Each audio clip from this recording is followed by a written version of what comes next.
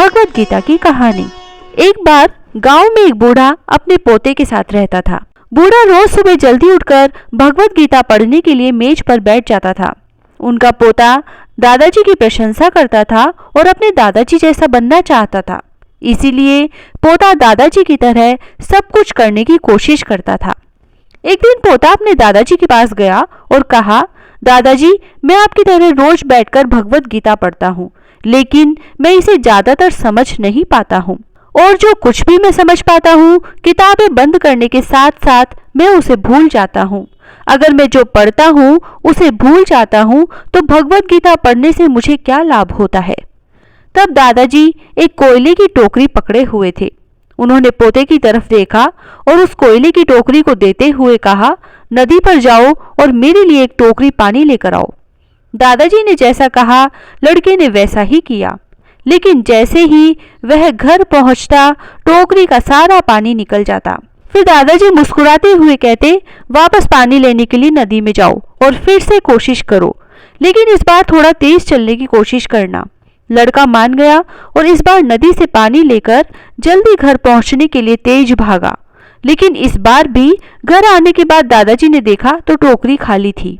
दादाजी ने पोते को फिर से कोशिश करने के लिए कहा, लेकिन हर बार रास्ते में टोकरी से पानी निकल जाता और टोकरी खाली हो जाती।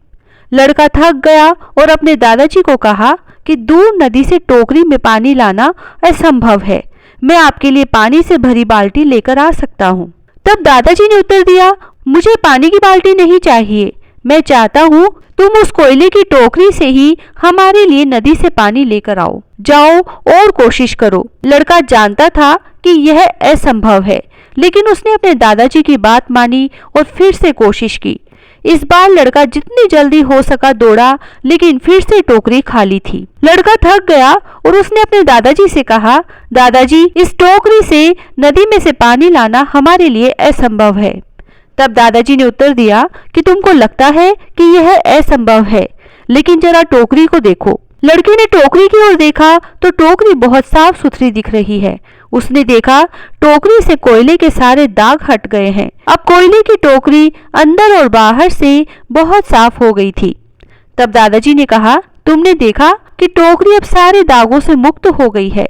तो ऐसे ही जब आप भगवत गीता पढ़ते हैं तो ऐसा ही होता है। तुम जो पढ़ते हो उसे तुम समझ या याद नहीं रख सकते हो, लेकिन यह सारे शब्द तुमको अंदर और बाहर से बिल्कुल बदल देंगे। इसीलिए तुम भगवत गीता को पढ़ते रहो और वह तुम्हें बिल्कुल बदल देगी।